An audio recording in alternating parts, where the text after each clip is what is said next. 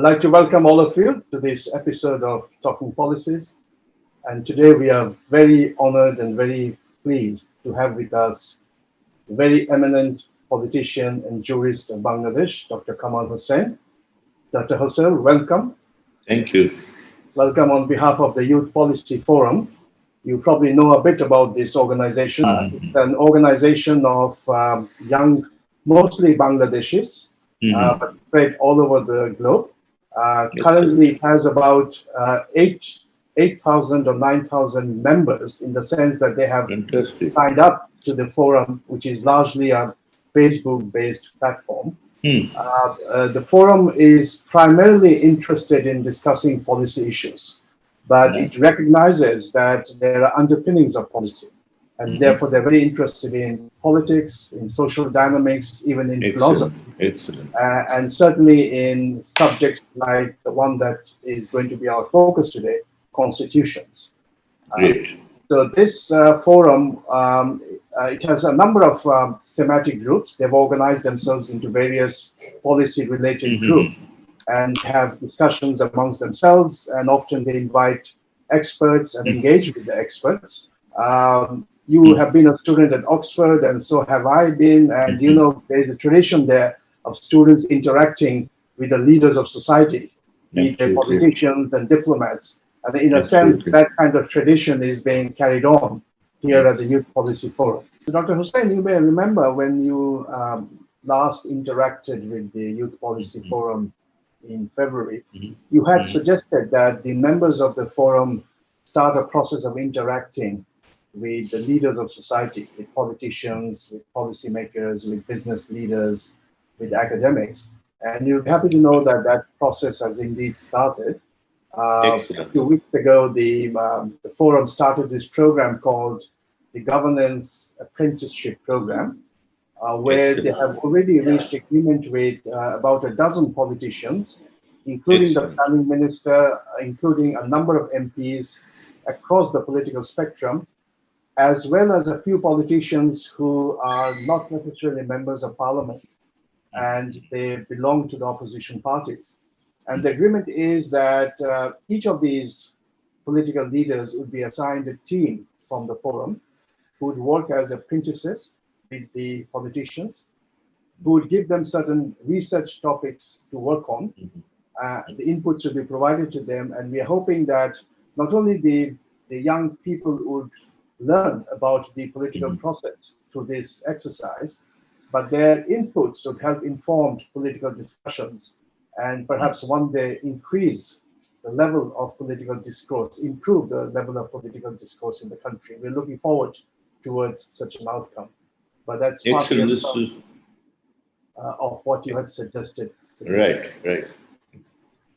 We also have this series, and today is the 6th episode in that, which is called Talking Policies, where I have a one-on-one conversation with eminent people such as yourself, which gives a perspective, a rich perspective to the discussions that the members of the Youth Policy Forum has.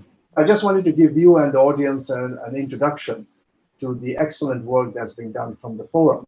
But the members are always very encouraged when people like you are willing to give them some time.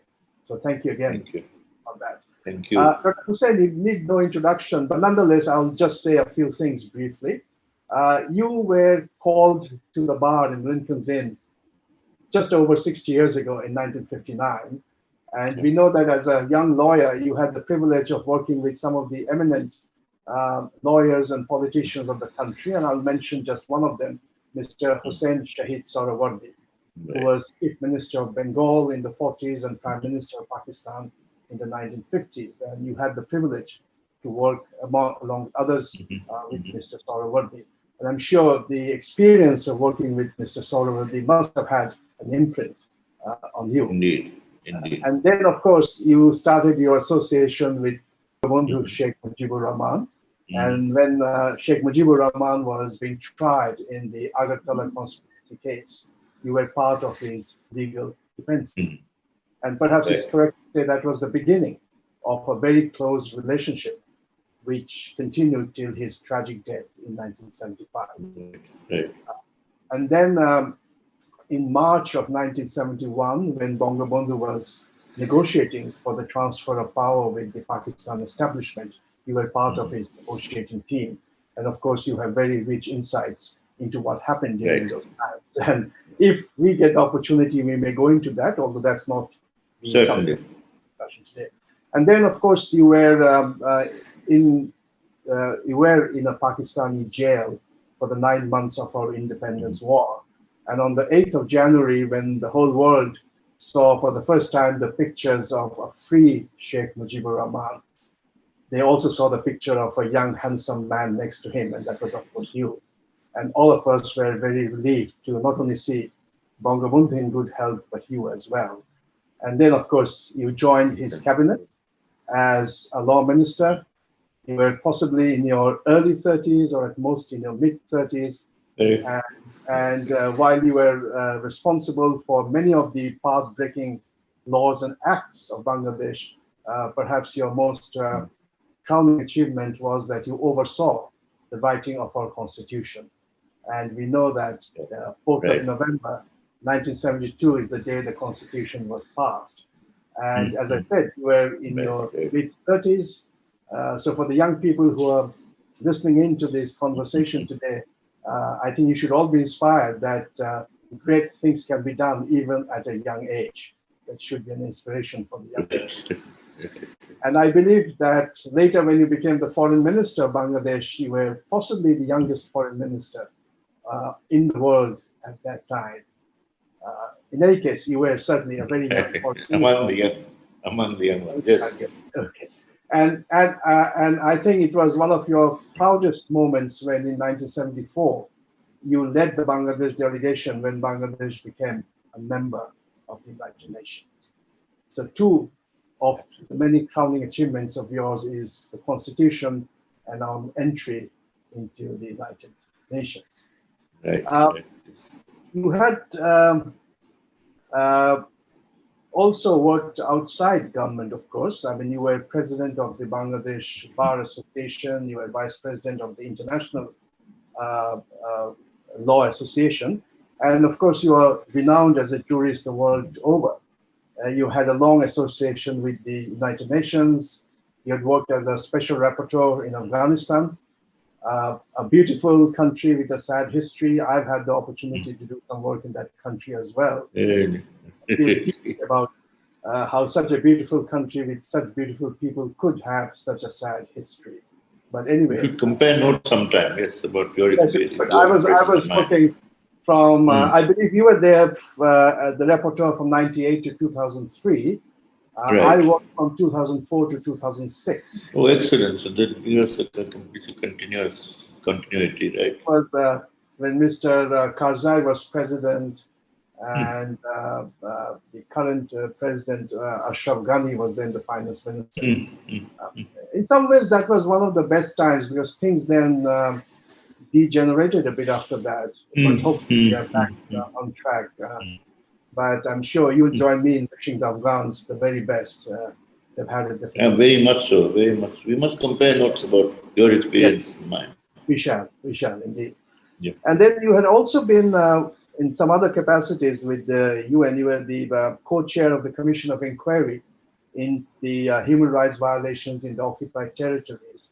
And you had also worked as chairman of the Human Rights Commission for the Commonwealth, and you had been counsel to a number of governments. So not only a very rich experience in Bangladesh, but also internationally. So maybe we can start our conversation today.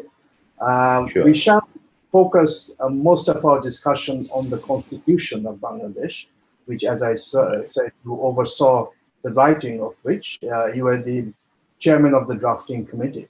Now, it is said that the constitution of a country is like the autobiography of that nation. So just as the autobiography of a person would tell us where that person comes from, the constitution, if not explicitly, at least implicitly tells us where a nation is coming from. And therefore, Dr. Hossain, in discussing the constitution, I think it will not be inappropriate to take a little journey through history. And I wanted to go back to the first half of the 1920s And I want to do it for two reasons. One is that in Bangladesh, I see that a lot of the discussion on history basically starts after 1947. Unlike in Pakistan, where at least around 14th and 15th of August, if not at other times, they do talk about the pre-47 history. But because we had an even more momentous event, which is 1971, what happened before 47 gets a little overshadowed. And that's a bit unfortunate because whatever happened during the Pakistan days has its roots in what happened before that. And that's why Absolutely. I like to start the journey a little before that, let's say around the 1920s or so, which is also appropriate. We are celebrating the birth centenary of Bangabandhu Sheikh Mujibur Rahman, who was born in 1920. So not inappropriate to start from around that time. Now, if we look at the history of that time, especially in Bengal, we can see two streams. One is the political stream, and a core issue in that stream was the conditions of the peasantry of Bengal, the exploitation of the peasantry by the landlords, money lenders. And we know that the majority of the peasantry happened to be Muslim, and the majority of the ones who were exploiting them happened to be the Hindu elite. So there was a religious dimension which came into it. But the core is the exploitation of peasantry, and that's the important thing. And we know that there was... Yes. Sorry? I was saying that Shere Bangla then took this initiative. Yes, exactly. And I was coming to that. That's right. So, and before that, there was the Proja Andolon, which then formalized into the Proja Party, and then, of course, the Krishak Proja Party of Fazlul Haq. And his politics was largely around the conditions of the peasantry. Although he was also very conscious that there was an emerging middle class, which was also looking for better opportunities, and therefore he focused a lot of attention on education. In fact, some of his early contributions were in the area of education and opening up educational opportunities. And we are also on the verge of the centenary of Dhaka University, which was in 1921. 1921. So education was also something very important. But while that political stream was ongoing, there was another stream which was the more literary, cultural stream. And it started with people who were journalists, writers, poets. At some point, even Qazi Nazrul Islam was part of that movement. And the protagonists there emphasized the role of culture, that the advancement of a nation, and it was believed that at that point, the Bengali Muslims in particular were a little backward in many senses. But they thought that the advancement of a nation also depends on a cultural regeneration. And they started talking about identity. What is our identity? Are we Bengalis first and then Muslims, Muslims first and then Bengalis, or are both identities equally important and could be thought of together? What would be our relationship with our neighbors who happen to be Bengalis but not Muslims, or who happen to be Muslim but not Bengalis? All these complex issues were actually discussed and debated. I mean, if you look at the literature of that time, in some ways it's quite impressive that these debates were there and these issues are being sorted out. And then comes the Pakistan Resolution of 1940, the Lahore Resolution, which was moved by Shere Bangla A.K. Fazlul Haq, which actually brought the idea of a territory very much into the picture. So for the first time, the idea of a territory, a homeland for Muslims, or more than one homeland. I'd like to remind the audience here that the Pakistan Resolution did not talk about one homeland. It talked about more than one states in different parts of the Indian subcontinent, homeland for the Muslims. But what I'm saying is that once that concept of a territory was there, people started imagining what kind of country, what kind of society, what kind of economy, what kind of politics would define that territory. Whether it is a united Pakistan, whether it is one province in the east, whether it is Greater Bengal or part of it, those are issues of detail. But people like Abul Mansur Ahmed, people like Abul Hashim, they had been imagining, they had been writing about what that Bengal or Bangladesh or Pakistan could be. And if we look at that, the, the four things which strike us is the emphasis on democracy, on social justice, on nationalism, and they were very big on Bengali nationalism, and on secularism. The very Right, principle right. that you enshrine in the Constitution. That's right. And therefore, I was going to ask you whether you agree that the principles that we have in the Constitution did not suddenly come out of the thin air. There's a history, and then Absolutely. That it emerged in a very organic way from the practice and the positions taken by different people in politics. Yes. and I guess Bangabandhu was directly privy to these discussions as a young man, and that Yes, must yes. have been in his mind. And when Pakistan was created, he could see that that imagination was in conflict with the reality. That fight Right. continued. So what his gurus and Borovais had tried to do, Right. Bangabandhu took on that mandate. So maybe you can tell Sure, us a little sure. bit about the history during the Pakistan time, which then led to the principles of our constitution. Yes. And I mean, I would like to start by saying when we remember our leaders, Mujib Bhai, he became Bangabandhu later through some of the achievements period. So Mujib Bhai he was very close to us and he was able to articulate the sentiments of the younger generation at the time.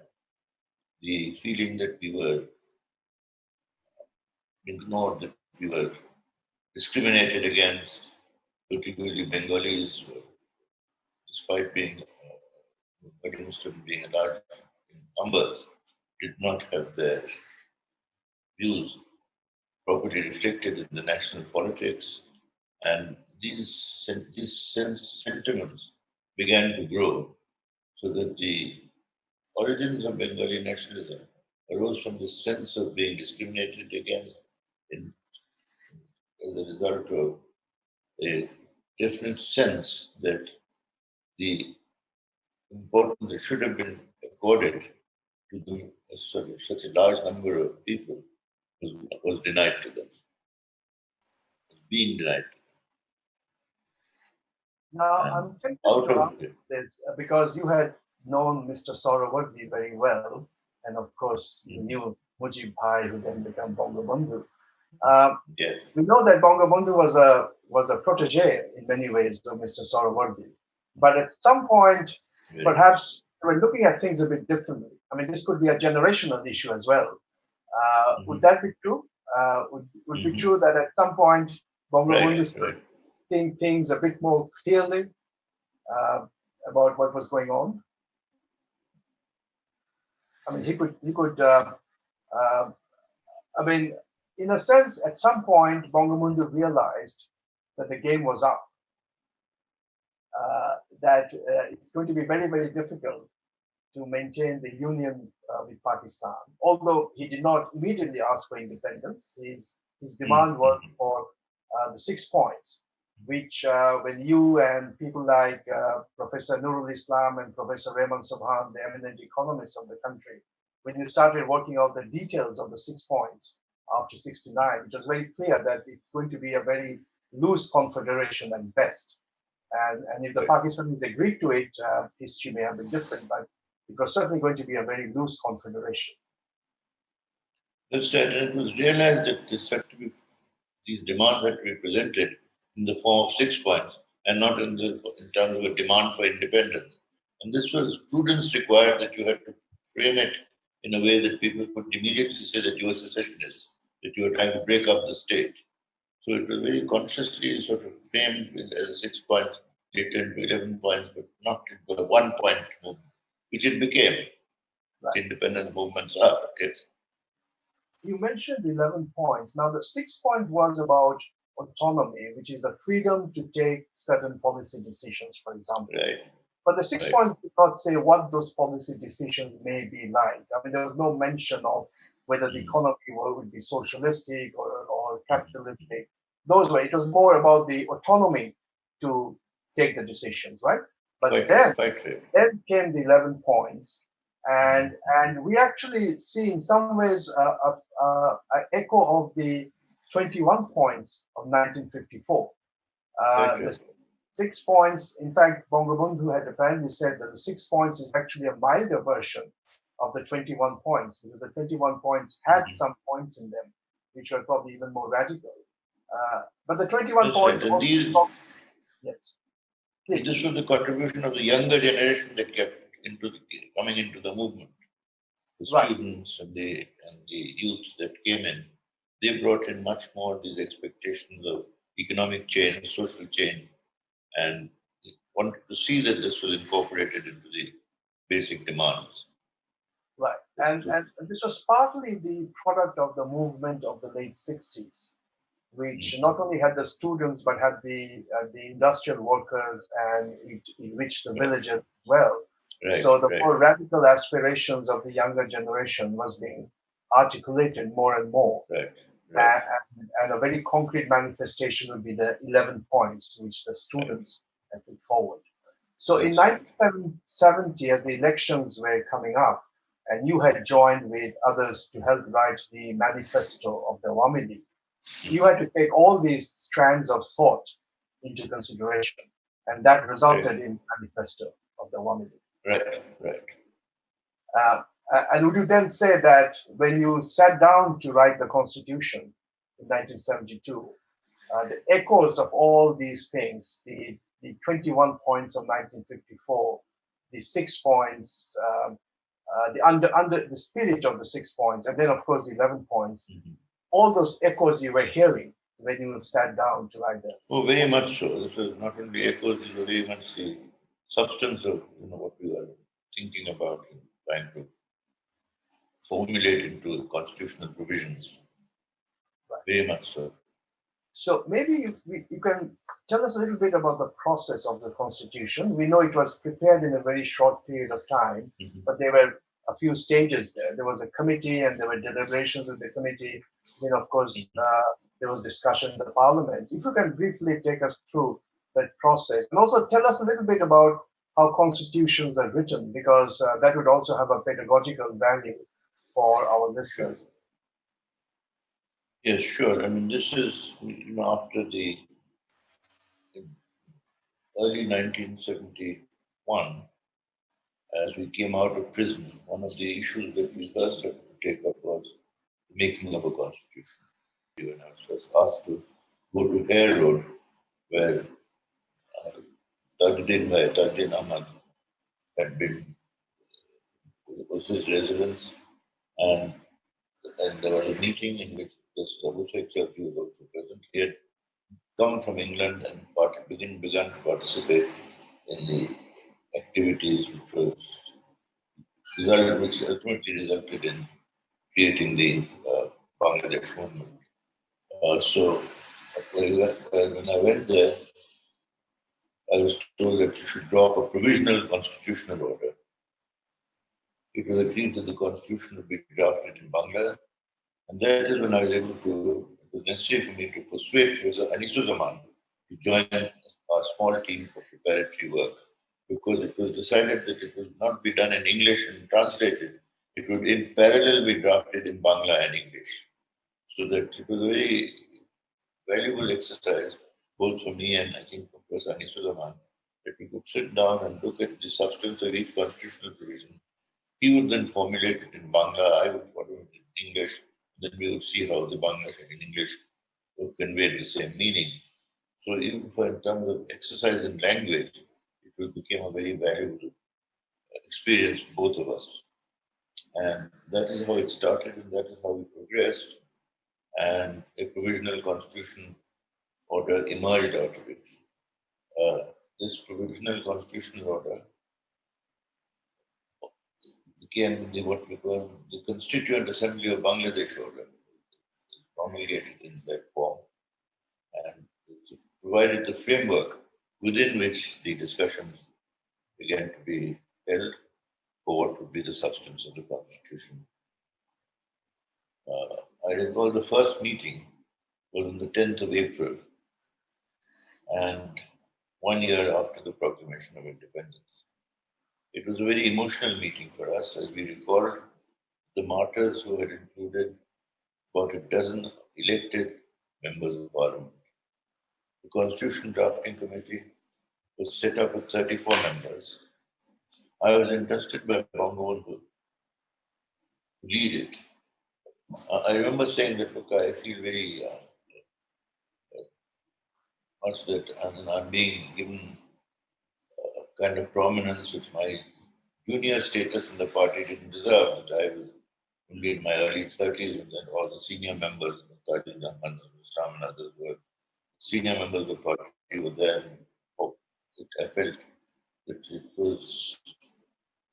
may not be appropriate for me to be chairing this Constitution Committee.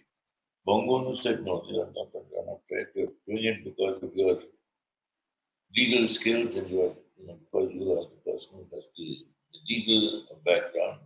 It is for that reason that you in made chairman, and no one will not object to it if they would welcome it. And I found that so once we got started working, it was very easy to be working with all these very senior members, the pillars of the party. I remember Mr. Tajuddin was the one who gave most of his time to our work, and we were able to discuss and go into political implications of the legal provisions. And it was a real education for me to see how a person in active politics could be so aware of the political implications of constitutional provisions.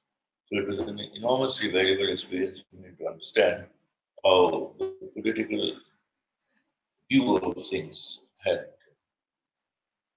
to be understood in order to know how the constitution was to be formulated, what it was expected to achieve, and through that exercise, we were able to start preparing the first draft of the constitution. It was not just a legal document, one had to understand that it was a document which had very much to understand the politics and political dynamics, which it had to be incorporated into provisions which would create space for development of practices through as the constitution was applied in actual life. So that is, I say, one thing which should be borne in mind. Sorry to interrupt you, Dr. Hossain, but that's a very, very important point you just mentioned, that the sort of the interface between the more legalistic aspects of the Constitution and the political aspects. Absolutely. And so wondering if you can give us any example, if you remember any example where you were saying something from a legalistic point of view, and then people like Mr. Tajuddin Ahmed would tell you about the political implications. Is there any one example that you can give?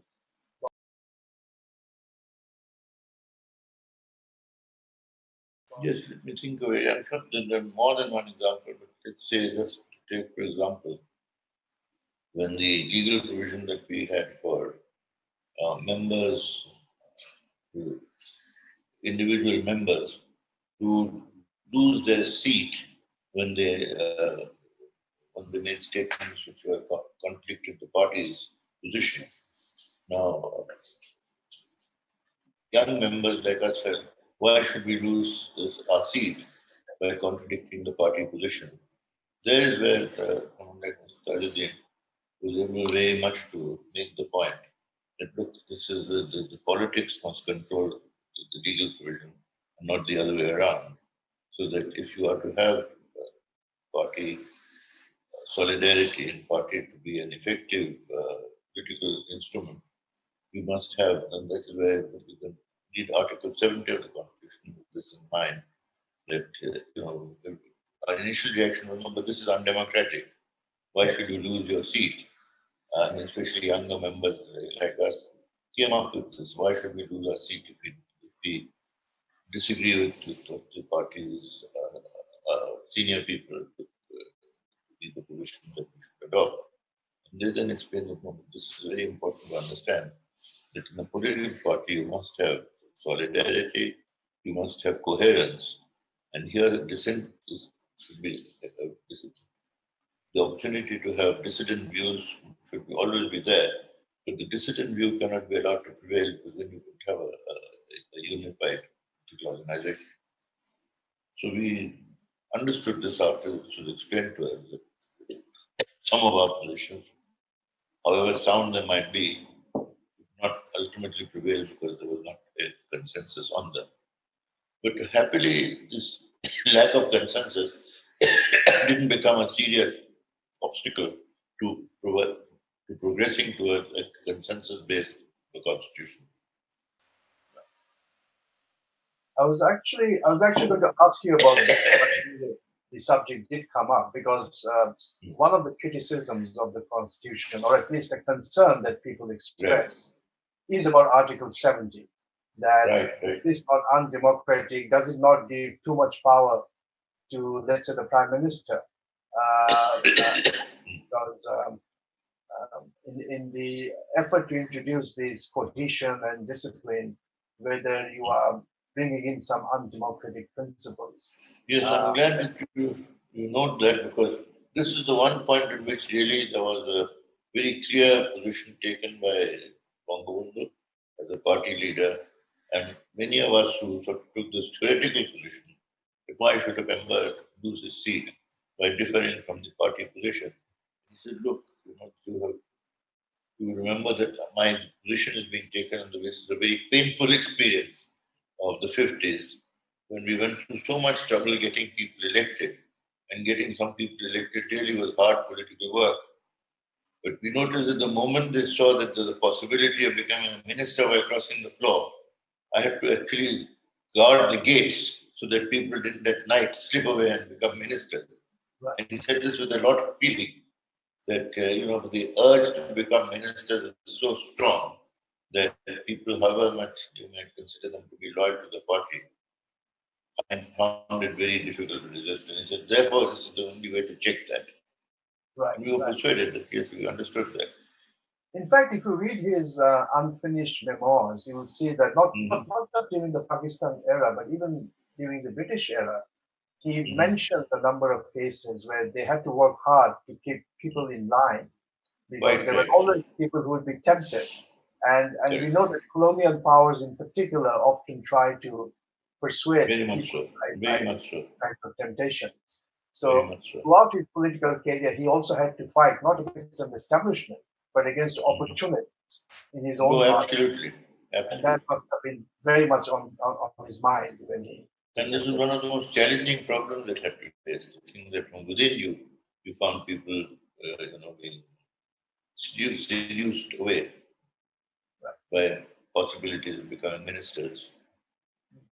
This had been, for that whole period, one of the biggest challenges faced by those trying to establish a stable democracy.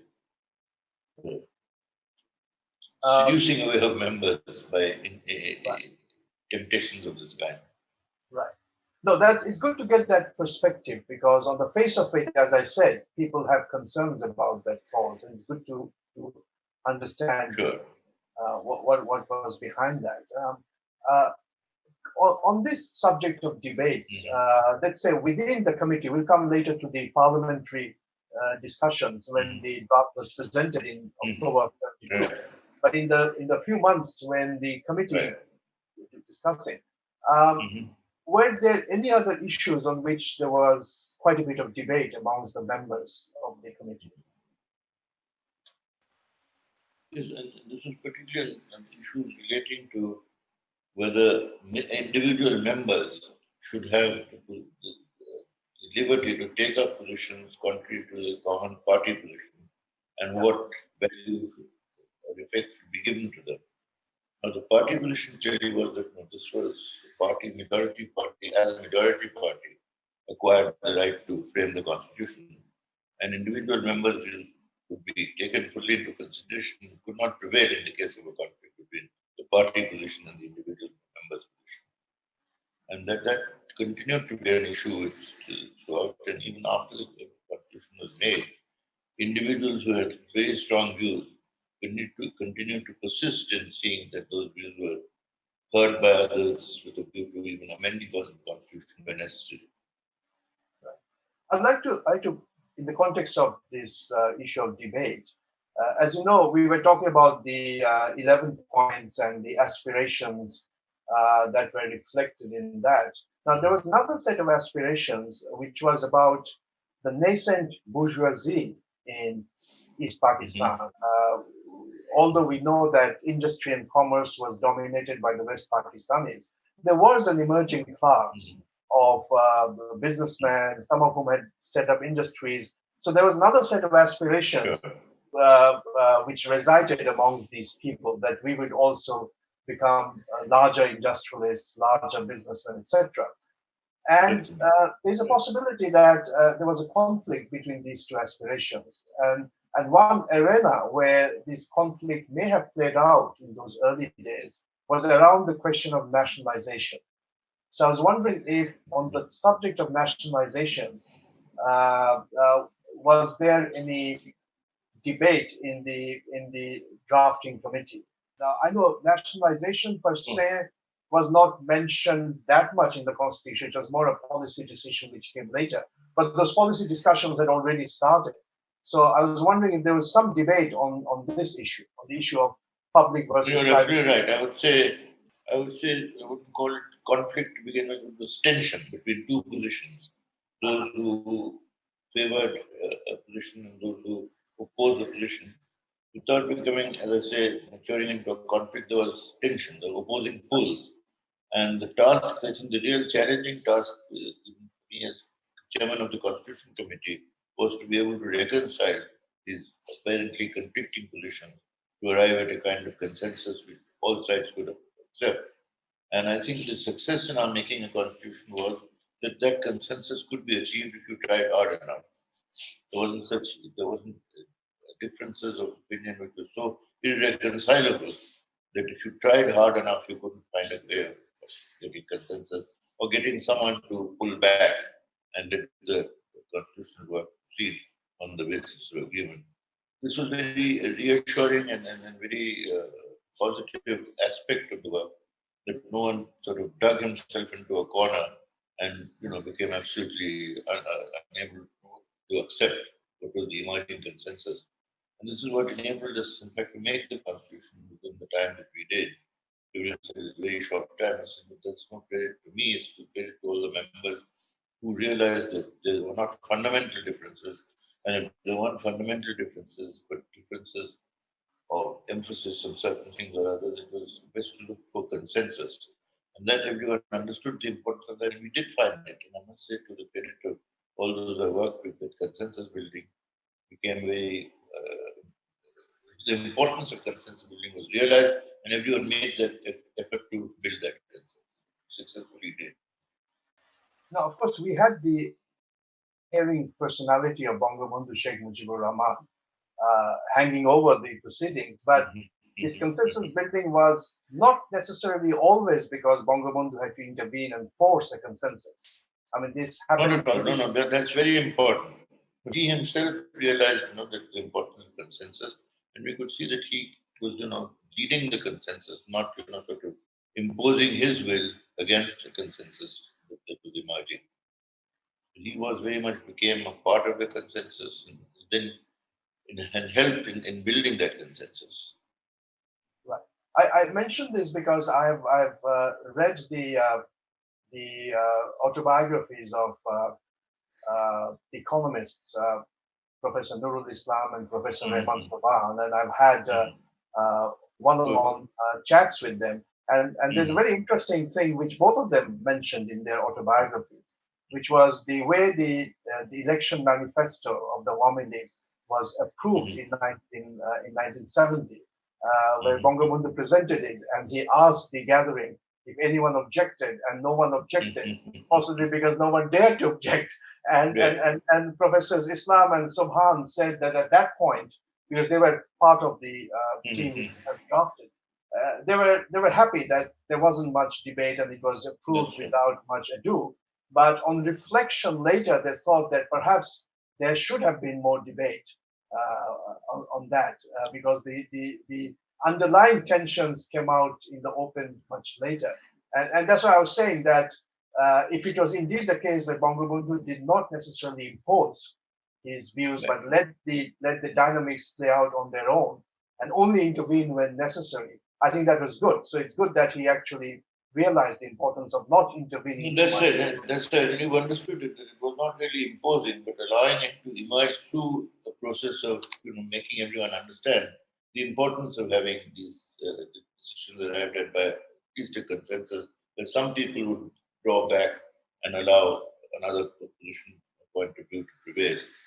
So this was the rewarding part of it, that you found that although there were differences of opinion, they could be reconciled through discussion.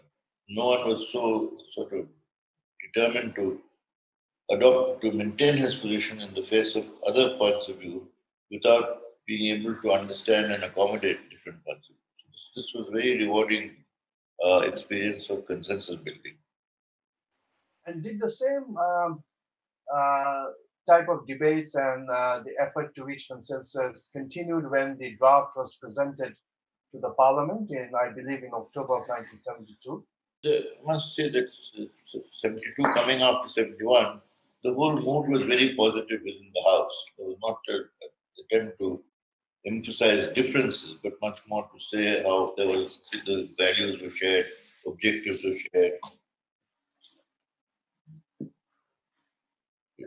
I mean, we had someone like Manavendra Narayan Larma, for example. He, at one point walked out because their view was that the views of the ethnic groups, the tracks, were not given sufficient separate recognition. But I tried to explain to him very much that this is not true, that we were very much, we offered him a ministership. He said, no, question doesn't arise. That would mean that I have sold out. So I said, no, it's not for selling out, it's because we consider you very much a part of us. We don't consider you different. But, that gave me a clear understanding, which I didn't have, of how much they felt distinct from the mainstream. And that kept on growing. This is a good segue into a question which I was going to ask you a little later, but maybe I should ask it now because you brought up this subject. There is a phrase in the Constitution when you talk about nationalism, that section in the Constitution. Right. And right. I'll just read this out. When you say the unity and solidarity of the Bengali nation, which, deriving its identity from its language and culture, attained sovereign and independent Bangladesh through a united and determined struggle in the War of Independence, shall be the basis of Bengali nationalism.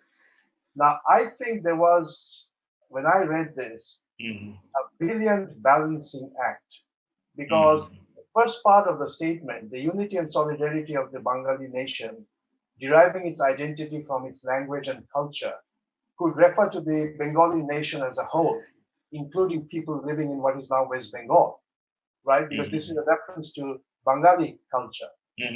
But then you had to deal with the fact that this constitution is being written for a part of Bengal, which is Bangladesh. Within this territory, yes. Territory.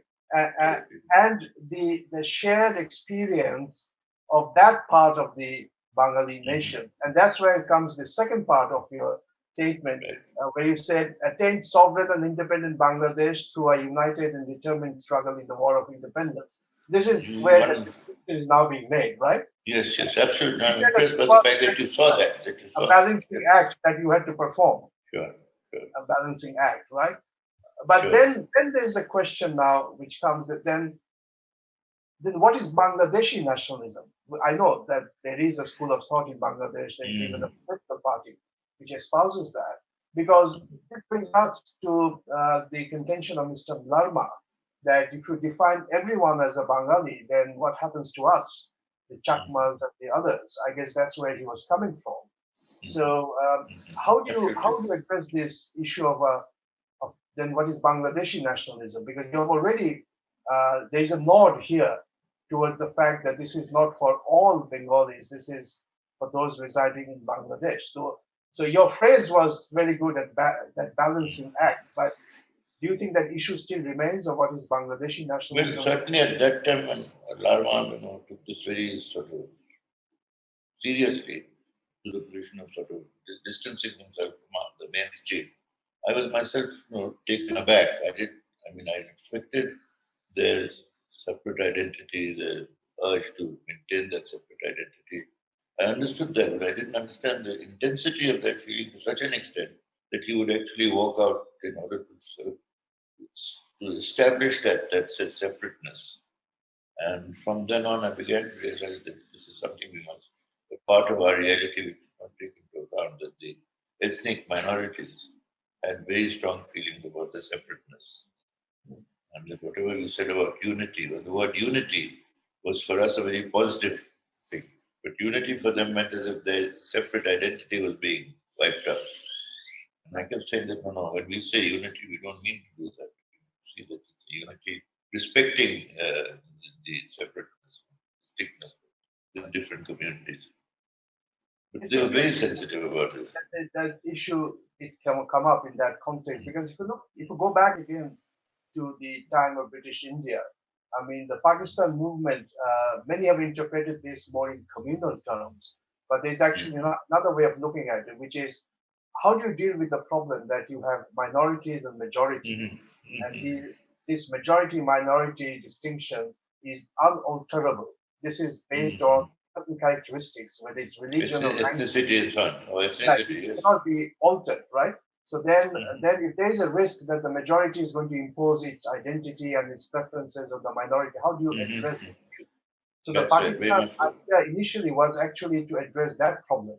It came to be seen as a communal proposal, but actually that was and then again during the Pakistan era, it was a similar issue. Although we Bengalis were in a majority in terms of population, but West Pakistan was dominating us. So once again, there was this problem of a dominant versus dominated class, and how do you address that? So in that sense, I have sympathy with Mr. Larmar's view that he would be concerned that the majority is going to steamroll the minority. That's it. It was a very strong feeling on that. Right. And of course, if we talk about minorities, it can be defined in many ways. I mean, in some ways, women in Bangladesh may feel that they are in the minority, even though in terms of numbers, possibly they are larger than men. But in terms of their power in society, they may be the minority. So this problem of the majority dominating the minority is a perennial problem, which should be addressed in some way. You said, Dr. Hossain, that the mood at that time was very special. It was a very positive mood in the aftermath of this war of independence. But nonetheless, have you ever felt that while we can be proud that our constitution was drafted in such a short period, we know in the US, where I'm talking from, it took them 2 years after independence to draft and ratify a constitution. In Pakistan, it took 9 years. The first constitution was adopted in 1956.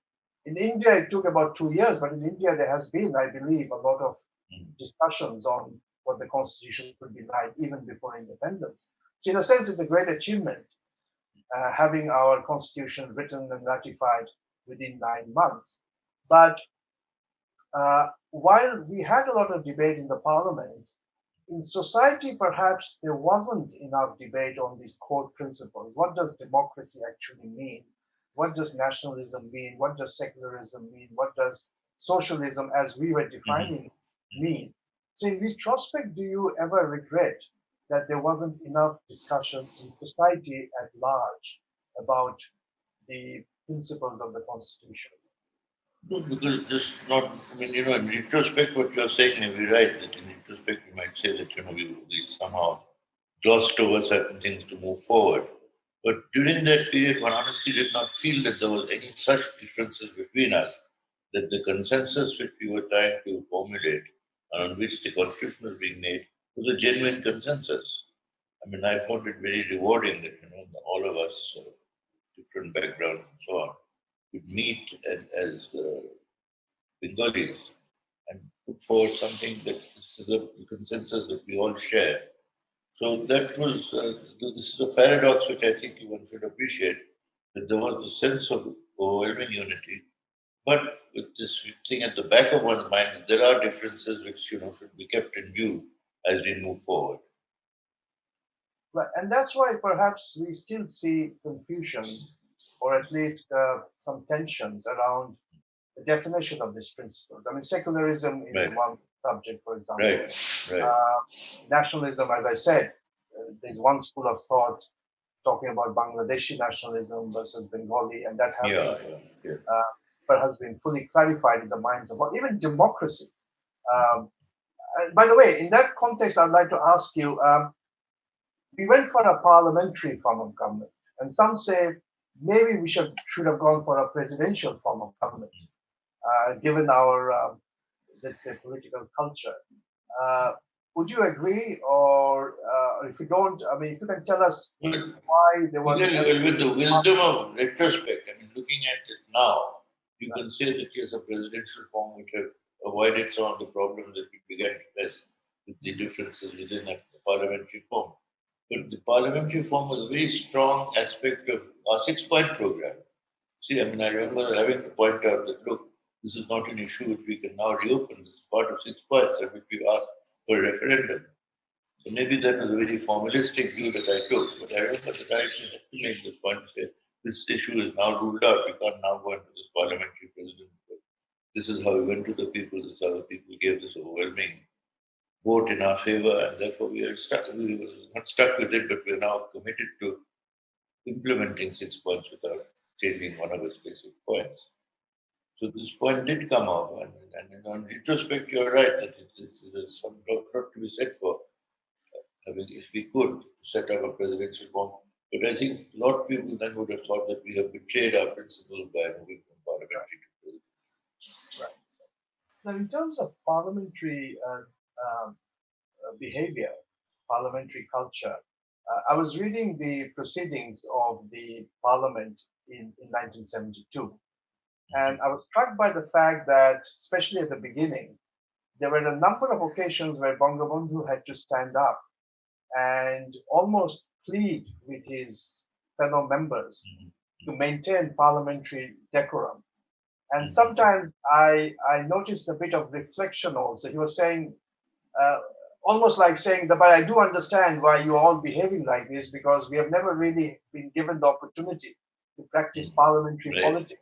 I mean, I may have been in parliament for a few years, but many of you have never really had an opportunity. So he would address it to the speaker. But I guess Bangabandhu was also concerned that it will be a bit of a challenge to develop a parliamentary culture. Very much so. The parliament in general. Would that be correct? Yes, absolutely correct. So I'd like to come to another provision in the Constitution where it says, I was struck by this. This is the section on right to work, where you are saying work is a right, a duty, and a matter of honor for every citizen who is capable of working. And everyone shall be paid for his work on the basis of the principle, from each according to his abilities, to each according to his work. We know Marx had said in talking about a communist system, from each according to his abilities and to each according to his need. So this was a milder version, which in fact was enshrined in the Soviet constitution when we talk about exactly what you had written in the constitution. So were you inspired by the principles of Marx and the Soviet constitution? And also, is this something, and this comes to the sort of the mechanics of the constitution, because I believe some things are written as principles, and you may not be able to go to the court and say, I want the application of this principle. And there are other provisions where you can go to the court and say, I want to see this provision actually being implemented. And if laws need to be enacted, they should be enacted. So this principle, what is its sort of the legal value of it? I mean, is this something I can go to the court in Bangladesh and say, I don't see this principle being applied everywhere, it should be enforced, or is it just an aspiration? No, this is a question of which principle you would be concerned with and which principle you would take before the court. Because some of these which are stated to be principles can be, as you said, be in application be modified, whereas other principles cannot. But we'd have to consider this principle by principle. Right. If you ask me, what about this principle, then I could tell you whether this principle would be treated as, immutable, or whether this principle would be changed in that respect. So here, for example, you mentioned that work is a right, but there are certain other fundamental rights which are mentioned in a negative sense, which is that the government cannot take away these rights. So the freedom of association, the freedom of speech cannot be taken away. But people talk about certain positive liberties, such as the right to food, for example. Yes, right. Right. So the constitution didn't quite go that far and say that people have a right to food, they have a right to housing. No, and you can understand why, because constitutions were in fact these rights, like the South African constitution, recognize them, but it's always subject to availability of resources. Right. The constitutional provision itself says that you have this right subject to availability of resources. So I said we can put it down in that way because obviously it is subject to availability of resources. You can say the right to food is guaranteed, but then if you don't have the resources, that guarantee has no meaning. So this is why we adopted the way we wrote it was to say, let us not give an impression of something that is not possible. Right.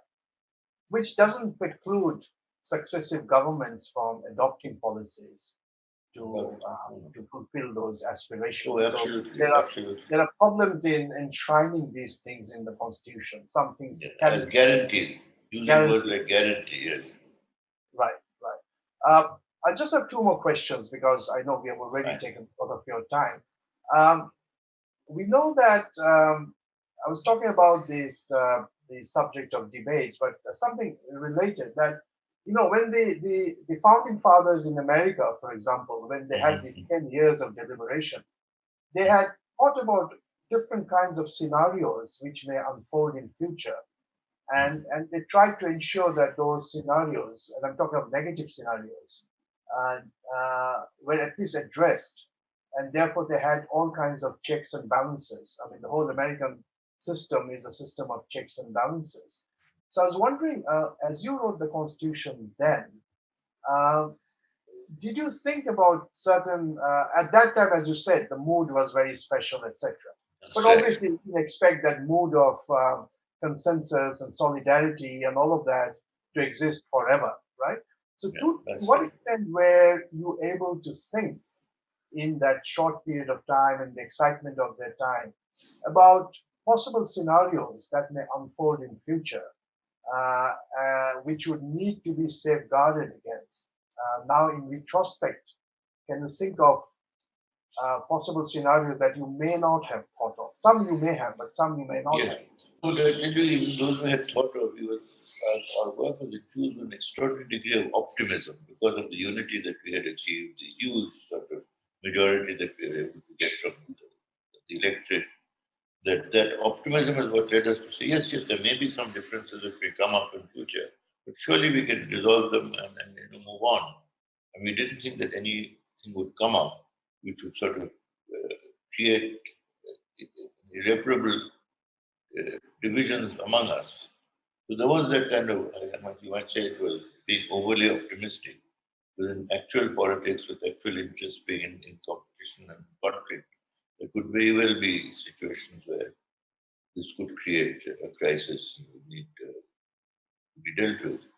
So it was, as I said, the extraordinary optimism of that period which enabled us to underestimate the possible challenges. Right. So you do acknowledge that given the as you said, the extraordinary feeling of optimism at that time, you may have been overtly optimistic. Yes, absolutely. Even though I understand that, I mean, Sheikh Mujibur Rahman, with his tremendous political experience, he may have anticipated certain things. Whether very much, and he says so. You think you're being very optimistic, but you may have problems with it. He was very good that way. He pointed out where he could see problems down the road, but said if you want, for the moment, not take them into account, let it be deal with when it comes up. I remember just slightly on a tangent, but probably not irrelevant. You had written somewhere about the Dhaka University Act, where the Dhaka University was given considerable amount of autonomy.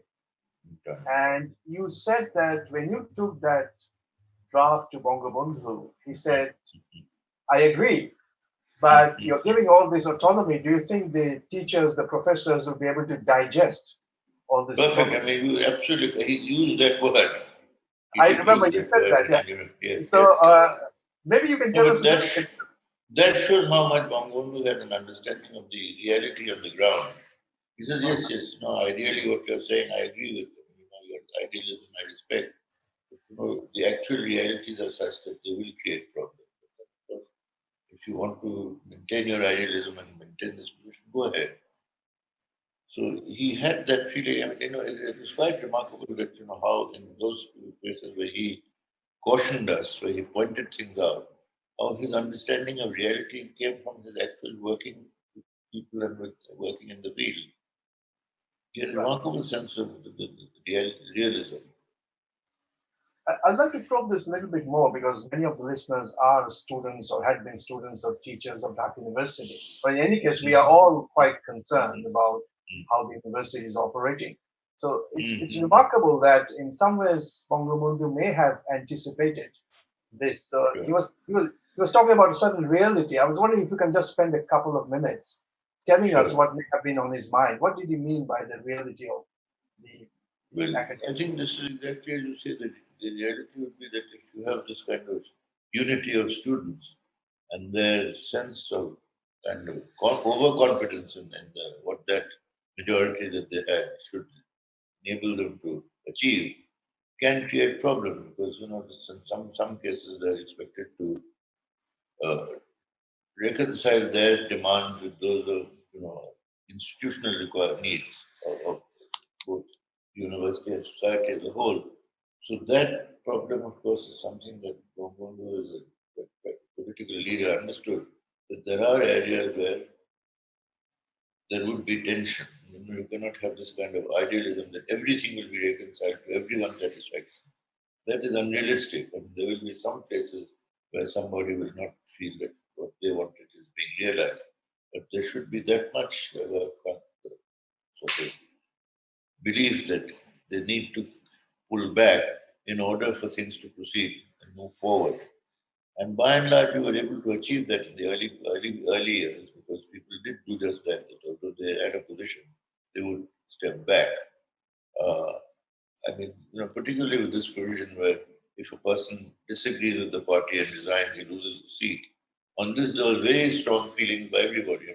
Especially the younger you are, the more idealistic you are. Why should you? You got elected. Why should you resign if you disagree with the party? This party dictatorship and so on.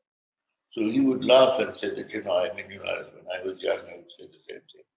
But you realize that there are situations where the sentiments have to yield to institutional imperatives.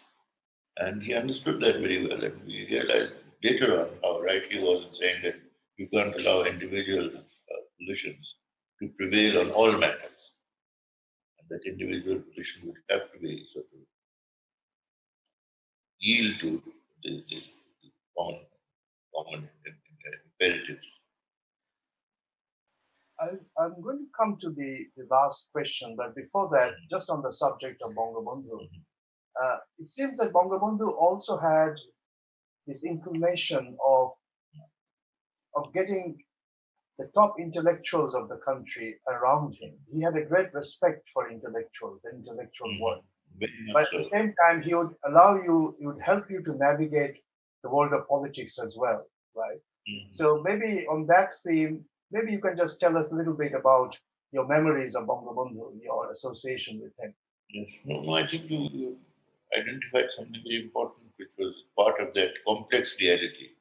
The fact that he would respect intellectuals, bring them close to him, but at the same time, he would realize that he would have to get the intellectuals to accommodate certain positions with the political imperatives, realities of politics.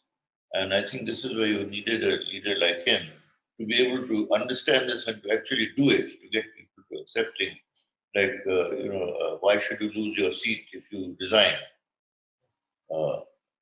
If you disagree, or rather, if you disagree with the majority view, why should you have to resign? Maintain your dissenting position and still be there. And he said, but look, you may be right. I agree with you in principle, but our experience of the 50s is it's precisely this kind of dissent that undermined party solidarity and impeded the growth of party politics. So you said that, to understand that there is a principled position, which is right, but the realities require that you take a modified view. Right. And would you say that in current day Bangladesh, amongst the intellectual and professional classes, well, firstly, that degree of engagement between politicians on the one hand and intellectuals and professionals on the other hand is probably not happening at that level in Bangladesh now. And therefore, even on the part of the intellectuals and professionals, the appreciation of the world in which the politicians have to operate, and the appreciation on the part of the politicians of the insights that intellectuals can bring, that mutual appreciation is probably not there. There is a gap. There is undoubtedly a gap, yes. And I agree that that gap should be narrowed, if not closed, to the extent possible. So, so you had enshrined these profound principles in the Constitution of Bangladesh. Would you say that we have remained true to those principles? And if we have deviated, what would be your message for the younger generation? If they want to protect those principles of the Constitution, what could they be doing? Perhaps a starting point could be to study the Constitution, not just in the literal sense, but try to understand what went behind it. And in today's conversation was, in a sense, aimed at that starting that process. But so the two parts to that question. One is, how true have we been to those principles? And secondly, to the extent that we may have deviated, but the youth of the country wants us to go back to those principles, what should they be doing in terms of at least understanding the Constitution? Yeah, well, principally it is that the nature of politics must change. Politics must allow for different groups who have different positions to reconcile their positions through discussion and mutual accommodation by consciously accommodating these positions. Now, in the earliest days, this was both possible because there was an overwhelming consensus. The leadership enjoyed that kind of confidence that it was, in the interests of national, the common good. I want all of you to reconcile your position. People would understand it and reconcile it. Now, that kind of leadership is not there at all. I mean, the leadership which enjoys that kind of confidence, you can ask people to say that, I respect what you're wanting, but this is why I think you should back off. That kind of leadership is needed, and not only that kind of leadership is possible if there is respect for consensus, if there is consensus building is recognized as one of the primary objectives of democratic politics, not imposing things, not saying that, because the leader says so, that therefore that is to be accepted. So for a successful leader, the attempt to consensus building, to get his views accepted by getting everyone to understand why those views are being held and not just because they're being imposed by the leader, is very critical to having healthy politics, genuine democracy. That is what we certainly are far from having today. And what would be your message to the younger generation if they want to, for example, how important is it for them to understand the Constitution of a country? Is it something it's very important. I mean, as I say, the Constitution's success to a large extent has been because it is a result of consensus. So if that consensus has to be strengthened, and then over a period of time, you can have what was originally a point in which there was consensus, you can find that differences of opinion arise. Now, every time the differences of opinion arise, the effort should be made again to restore consensus through being convinced, not by imposition. Now, in some cases, you might find that if there are one or two persons who have a very rigid view that they have to yield to the overwhelming majority, but by and large, consensus building and a continuous effort, both by the leaders and all the members, is very important for democratic politics and for democracy to sustain. A very short question. Do you think we as Bengalis do we have a sufficient legal mind? I'm not saying every one of us have to be lawyers, but the ability to think about law and legal issues. I mean, some may say that we are big on things which are emotional. So we are very interested in literature and culture and music and all of that. But as a society, whether we also need to have a bit of a legalistic mind and look at things through a legal lens. Would you agree with that? Well, then depends on how politics is promoted. If if the politics that are being practiced in the country give importance to winning people's hearts and minds, then you can have a kind of politics where people have to try to persuade each other, convince each other.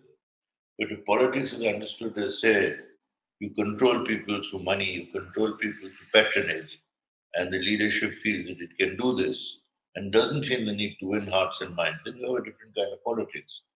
So obviously the kind of politics that we had when we joined politics was very much where hearts and minds were won by the politics, because that is what drew people into politics, and people, you can see the sort of people of independent-minded people who were drawn into politics and who could, with their independent-mindedness, be successful in politics, be accommodated and respected.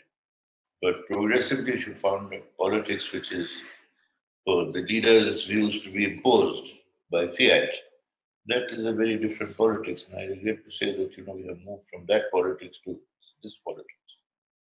I'd very much like to see much more consensus-built politics come back. A good question. The deliberations that you had in the drafting committee of the Constitution, are those archived anywhere? Are those, I presume they were minuted, and would you know if these are available anywhere for the younger generation to go and... Well, one could find out. No, I mean, I have my personal copies of some of these minutes and so on, but I think that you could possibly obtain these minutes. Not be inquire from those who are maintaining the records whether they make this available. They're usually not good about making this available. So no, I go to confidential. So if we come up against that kind of confidentiality position, then we can all make our effort to search through our own records and make these available. Right. Because I think that would be, one of the things that I'm sure is coming out of this conversation today is the need to go back and go through those deliberations, because those were very, very rich deliberations. The interface that you mentioned between the political aspects, the various debates that may have happened at that time, I think it's very important for all of us, and certainly for the younger generation. Absolutely. Understand that. And I'm sure that today's conversation would encourage them, and will be a catalyst for them to go and pursue that line of inquiry. Indeed, and you can do a lot to, lead this kind of consensus building. I've seen your approach even to the questions you've been asking.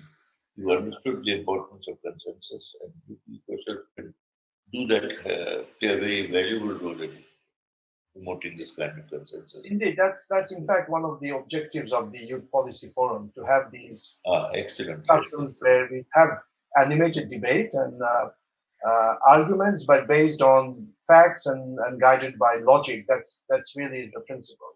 And at the end of the day, we have consensus on issues, but we may disagree on issues. But that's it. And that process is certainly helped a lot by the fact that people like you are willing to give us some time.